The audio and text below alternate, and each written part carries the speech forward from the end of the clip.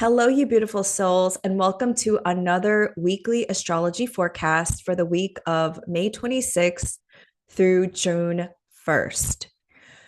This is the last week of May, and we are officially in Gemini season, and we are starting off on Monday, May 26th, with a new moon in Gemini. But before I begin, I just wanted to reflect a little bit on Saturn leaving the sign of Pisces on Saturn's Day, Saturday, May 24th.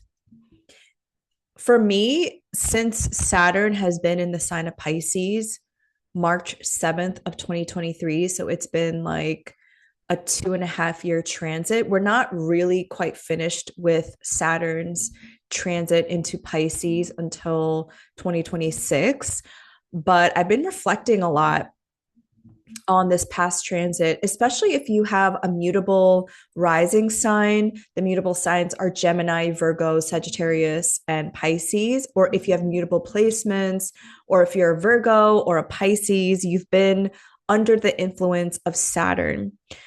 For me, it's been just a lot of disappointment and heartbroken, but also extreme levels of empathy and compassion, watching martyrs die, not only in Gaza, but in the Sudan and the Congo, watching multiple genocides, the poly crisis, the climate crisis, people not being able to have water or food. It's just been a transit of my own radicalization and my own awakening since 2023.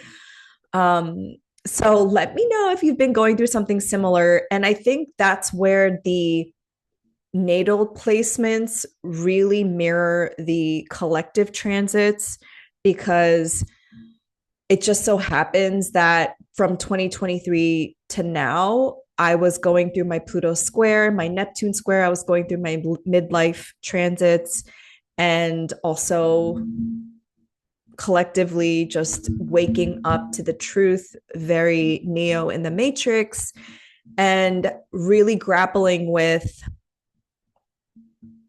what it means to be human on this timeline and what is my responsibility, Saturn. So actually, I journaled about this morning, and I think that's why it's at the top of my mind, as Saturn is on my sun. If you didn't know, I have a 0 degrees Aries sun. So anytime there's an ingress into the sign of Aries, which I've experienced now this year with Venus, Neptune, and now Saturn, has just been like awakening, awakening, awakening. Just some keywords I wrote down for Saturn. It's a serious planet. Karma, patterns, specifically in family and ancestry, discipline, responsibility, lessons. Saturn is ultimately going to be a teacher through challenge, solidifying, locking it in, patience, commitment, perseverance, longevity. There are no shortcuts with Saturn. Saturn is also the ancient symbol of, like, the glyph of Saturn in astrology is the ancient symbol of the sickle, which also represents death, right? It's the agricultural tool of like cutting away the wheat. And it is also the symbol of the communist flag. And Vedius Valens, one of the significations for Vedius Valens of Saturn was farmers and the workers, so the working class. One another thing about Saturn is it's Chronos in Greek mythology, so it's about time. And in the sign of Aries, Aries is a primal instinct. Aries is ruled by Mars. It's your spark. It's a cardinal fire sign. It's pioneering. It's taking action. It is oftentimes taking action and thinking about the consequences later. It's like fuck around and find out energy. And Aries rules the head. So it's like you dive headfirst into something and you trust that there's a net that will appear. Oftentimes you'll meet Aries who are risk takers and they learn through trial and error. They're probably like the opposite of Saturn, which is more about patience and taking your time, and Aries is just like, let's do it now, which is why Saturn, it's in its fall in the sign of Aries. um and I think one thing about Saturn and Aries is the reclamation of your own personal power and what you are responsible for. um and I've actually been like percolating on this idea, an idea for a future episode that I might be like kind of just researching in a little bit more, is Saturn and Neptune in Aries. This idea of breaking free of the matrix, of awakening, of taking action and co-creating our reality in the ways that the working class and the people rising up against the oppressive structures. And I was like watching clips of the Matrix, and I'm starting to like form these ideas. So I've just been like really reflecting this morning on what this transit will entail, because when planets are in their fall or their detriment, they're not always bad, right? I feel like obviously they have their own medicine, they have their own tension, they have their own way of moving through the certain archetypes. And I think that's why it's been challenging over the last couple of years, because we've had Jupiter in Gemini, which Jupiter is in its detriment. In the sign of Gemini, Mars was in Cancer, which is in its fall, Venus in Aries, which is in its detriment, Saturn in Aries, which is in its fall. So all of these planets and archetypes being in their fall and detriment was really asking us to work with tension, working with this uncomfortable energy. But ultimately, like I said, they all have their own magic and medicine. I have two planets in my chart that are in their exaltation, and I have two planets that are in their fall and their detriment. So I have Saturn in Libra, and I have Aries. I have my sun in Aries. So both of those planets, which are sister signs, are in their exaltation. And I can tell you that I don't always experience them as positive, because I at the end of the day, Saturn is a malefic, and it's going to do something for you that is going to be perceived and experienced as negative or challenging. But later on in hindsight, I see them as blessing in disguise. And then my Mars is in Libra, which is in its detriment, and I have my Mercury in Pisces, which is in its detriment and its fall. And so, like, really understanding these planets in their detriment and fall, I think they're in detriment in their fall when you're trying to uphold the status quo or the values of patriarchy, white supremacy, right? Like, Mars wants to take action and wants to do things on its own, but Mars and Libra has to take into consideration like diplomacy and other people, right? Which I think is necessary in community.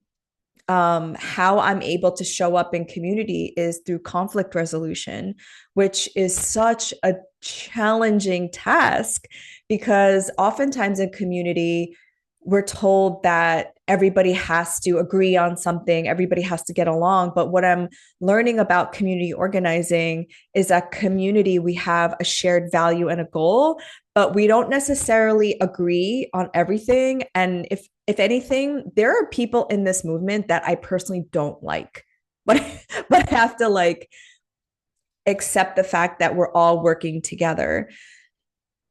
This is all to validate a lot of people's experience, because I know a lot of you, because I've been reading your charts in the last couple of weeks, have been going through it. And it's not challenging. It's not an easy time. And we've all been challenged, and we're all being put to the test. And this is what I've been reminding all of my clients: 2025 to 2026, collectively, we are watching the death of empire. We are watching the death of these systems that are based on Eurocentric whiteness, beauty standards, patriarchy, nepotism, all the things that are just not based on authenticity of our character or liberation or human rights. And we're not quite there in the way of this is like what we're co-creating. We're in this like liminal space of the void, of the death and rebirth, of this transformative phase. So it's really like the collective, the macro affecting our micro at this moment. But I think this test, this challenge of having to be in the uncomfortable grit, right? Because pearls grow through grit, the sand that creates that tension within, diamonds grow through pressure, all of those like sayings, right? It's like we are being asked to find the inner authority within, that there's nobody coming to save us, that it's within us. Saturn and Aries. And that's not easy to do because we've been taught in a patriarchy, Saturn, that there is this higher person, call it like a president, a CEO, a father archetype, somebody who's smarter or just wiser coming in to save us. But as we've seen over the last couple of years, that's not true. Like there's no politician, no president, no person, one person that's going to save us. And so when I see Saturn in its domicile in Capricorn, that's upholding the hierarchy, right? Tradition, legacy, preservation of the old legacies, of the old generational wealth through like the bloodlines. Saturn in Aquarius is the decentralization of power. We saw that during COVID and how TikTok became so popular during that time because information was being shared widely through a social media platform. And Saturn in Libra, which is in its exaltation, is upholding values. And it really depends on what values you're upholding, right? If you're upholding the values of the status quo, then Saturn in Libra is like, okay, I'm just going to do this because for like show, like to appease people, but I'm not really going to take action. And now Saturn in Aries in its fall, it's like, okay, what have we learned during Saturn in Pisces? We went through the disappointments. We went through this time of grieving and mourning and really waking up to the dream, right? The dream that we are all living under is not our dream. It's the white colonial mind's dream. So now in Saturn and Aries, it's like, what is our personal responsibility to dismantle it and co-create something different? Because Aries is the first. Aries is an innovator, the pioneer.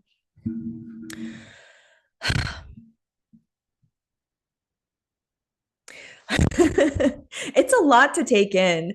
Um, because I feel like even my mom this morning was like, you changed so much in the last 2 years. And I'm so thankful for that. She kind of said it in a negative way, but I'm so thankful for that because I feel that I've become radicalized. And I'm taking Angela Davis's definition of radical, which means root, which is authentically me. I feel like this has always been authentically me, but like the symbolism of the snake, which is this is the year of the snake, is shedding the layers of programming, shedding the layers of just performing and putting a mask on to make other people comfortable or people perceiving me in ways that isn't me at all. Like this has always been me, if I'm really being honest with myself, being outspoken, being really unapologetically annoying. um, I'm that person at Thanksgiving, the genocide of the indigenous people of Turtle Island, to point out that this is the indigenous people of Turtle Island. I have not celebrated US Thanksgiving in a couple of years, but like I was that person. I'm that person that's like telling the history of like boba tea. The history of boba tea, bubble tea, milk tea is actually when the British colonized Taiwan. Like I've always been that person, and it's like the more and more I just accepted it and just like am unapologetically me and just awaken to the truth.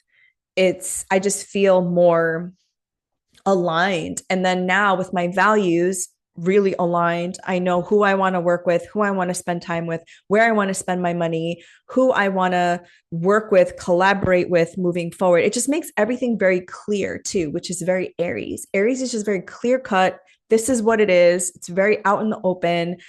There's no need to hide.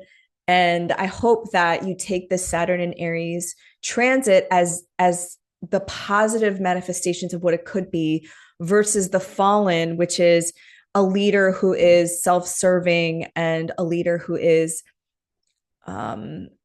just creating wars for no fucking reason. Lyndon B. Johnson, who was the president at the time of the Vietnam War, had his Saturn in Aries, and he was going through his second Saturn return when he ultimately had to step down of the Democratic Party in 1968 when there was a presidential election at that time, because he was so unpopular for the Vietnam War. And at that time, too, there were encampments, there were student protests against the Vietnam War. So we're kind of repeating this cycle again from that time. So if you have your Aries, Saturn in Aries, 1967 to 1969, 1996 to 1999, this is your Saturn return. So congratulations. Okay, so we start off, like I mentioned, May 26th with a new moon in Gemini. So the new moon in Gemini happens on May 26th, 2025 at 11:02 p.m. Eastern time. Please adjust for your time zone. And it happens at 6 degrees of Gemini. So here is the sun at 6 degrees of Gemini. Here is the moon at 6 degrees of Gemini. 6 degrees of Gemini, which a new moon is when the sun and the moon come together in a conjunction. And the ruler of this new moon is Mercury in its own sign of Gemini. So we have this beautiful Gemini new moon with its ruler also in its domicile in the sign of Gemini.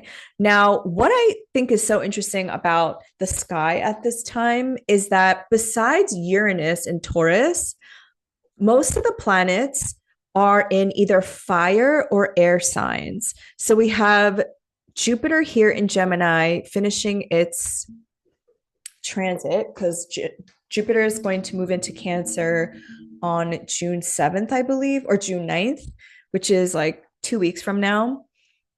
Mars is here in Leo. Then we have Pluto here in Aquarius, which is trine to Mercury. And then we have Saturn and Neptune in Aries. We have Venus and Chiron in Aries. So again, like Uranus is here holding it steady at 27 degrees of Taurus. Besides that, which Uranus has this very it's not the most grounded energy. Uranus is about awakening and liberation. It's like the tectonic plates moving. So there's something about this new moon that's seeding something about your ideas, how you want to communicate, because the air signs are all about relational. It's all about building relationships with people, sharing ideas, community organizing, speech. Mercury is the storyteller. Mercury is ruled by, Gemini is the storyteller ruled by Mercury, which is the planet of communication and commerce, media, journalists, writers. And there is something about that. And also the fire. Fire spreads with air. That's why fire and air are sextile relationships. It's a 60-degree angle. It's very harmonious. So there is this like very expansive, very positive energy at the time of this new moon. Now, this is going to be very lovely for you if you are a fire or air rising sign. So the fire rising signs are Aries, Leo, Sag. The air rising signs are Gemini, Aquarius, and Libra. Because if you're an air rising sign, then this new moon will be trine to you. If you are a fire rising sign, this energy will be sextile to you. So yay. And also, I've been telling this to my fire and air rising signs because in the last couple of years, we've had all the outer planets in water and earth signs. In July, all the outer planets are going to be in fire and air signs, which are going to finally be supportive. Obviously, take this all with generalization because it really depends on your personal planets, the positions, like if you have cardinal, mutable, fixed, right? But overall, I would say if you have an air and fire rising sign, these are going to be more supportive. Whereas when Uranus is in Taurus, Saturn was in Pisces, and Neptune was in Pisces, this would have been in an inconjunct relationship to your rising sign, which are a little bit more challenging, you know? So what I like to do on the new moon in Gemini is actually script something because like spelling, like you're casting spells with your speech. I would be very careful with what you say on this day because I always tell my clients like what you say, like it's like the first thing in the Bible. The what is it? The word, the God began with the word. Oh my God, I'm such a bad um, I don't consider myself Christian anymore, but I've studied the Bible like my whole life. But oh, in the beginning was the word. That's what it is. So this is a great day to script out like what you're calling in, what you want your day in the life to be like, what you're imagining. Again, because this the new moon and Mercury are going to be trine to Neptune and Saturn, this is such a great energy of locking in your imagination, your dreams, your delusions. Um, I've been saying this since like Neptune went into the sign of Aries that we really have to just start saying the delusional things. Like Palestine will be free in our lifetime. Korea will be reunited as one country. Fascism will not succeed in the United States of America. We will maintain our rights. You know, like we just have to say the thing and then our bodies will catch up to the delusions. And that's how manifestation works. And that's why I wrote my book, How to Manifest, because in Western spirituality and like new age spirituality, manifestation is really like, it only lives in the like intellectual mind, whereas like actual manifestation is an embodied practice. It's something that you feel, it's something that you are. Um, oh, sorry, I have to fix my pants that are a little too tight right now. LOL. Okay, so yeah, I think using this new moon to plant the seeds of intention, to script, to say out loud, do some ritual, because this is a really, really lovely new moon. And it's going to be supported by the transits that are coming up during the week. On May 28th, the moon will ingress into Cancer. Now, the moon is in its home in Cancer, and this is like lovely because Mars isn't in Cancer anymore. However, the moon will now square Saturn and Neptune immediately. So, like, up until I would say the fall, when Saturn and Neptune go back into Pisces, every month when the moon goes into Cancer, the moon will immediately square Saturn and Neptune. Squares are 90-degree angles, they are activations. Now, in astrology, they are said to be challenging points, but you want squares because you want something to be activated. You don't always just want harmonious aspects because when the energy flows like easily, it doesn't activate you to take action. The moon in its home in the sign of Cancer, squaring off Saturn and Neptune, this might just make you feel like, okay, there is something that I am destined to create. There is something that's in my imagination that's now coming into form because of Saturn there. Um, I really like that. And then on May 28th, Mercury and Gemini will trine Pluto retrograde in Aquarius at 3 degrees. In Greek mythology, Hermes was the god of communication. Mercury, Hermes in Greek mythology, the counterpart, was the only one permitted into the underworld. Pluto was Hades in Greek mythology. This can be about having communications with somebody and bringing up topics that you've always wanted to talk about, but you were, you know, you didn't want to bring up something and it not be received, but with this trine it's going to be received and it's going to be flowing communication.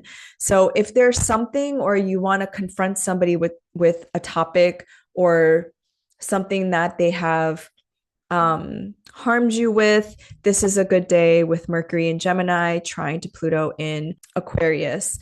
And also because Pluto is retrograde, this might have been something that you've been thinking about for a while as Pluto was going direct, but now it's like reflecting on that. This is a great time to bring it up because also, like I said, being in community, which Aquarius and Gemini are social signs, somebody is somebody is always going to fuck up. Someone's going to cause harm. But try not to get into the trap of avoidance, right? Like just brushing things, repressing things. Um, Try to repair and try to communicate and have open lines of communication and just be direct. That's why I love being an Aries sometimes because there is no sugarcoating. It is what it is. You either take it for what it is or like there are signs that like skirt around the issue to try to make it sound better than it is, but it's like, hey, let's talk about this because it hurt my feelings. Very simple. On May 30th, Mercury in Gemini will conjunct the sun in Gemini at 9 degrees. So, this is also a lovely day to set intentions because when the sun and Mercury come together, it's a cazimi, which in Latin and Arabic means in the heart of the sun. So, Mercury gets reborn in the heart of the sun. And I've often noticed that right before the cazimi, because Mercury is in the beams and it's being burned off by the sun, that's also when secrets or like stuff gets revealed. So don't be surprised if all of a sudden somebody like is like, you fucked up, you really hurt my feelings, or you caused harm here, or you could be that person, right?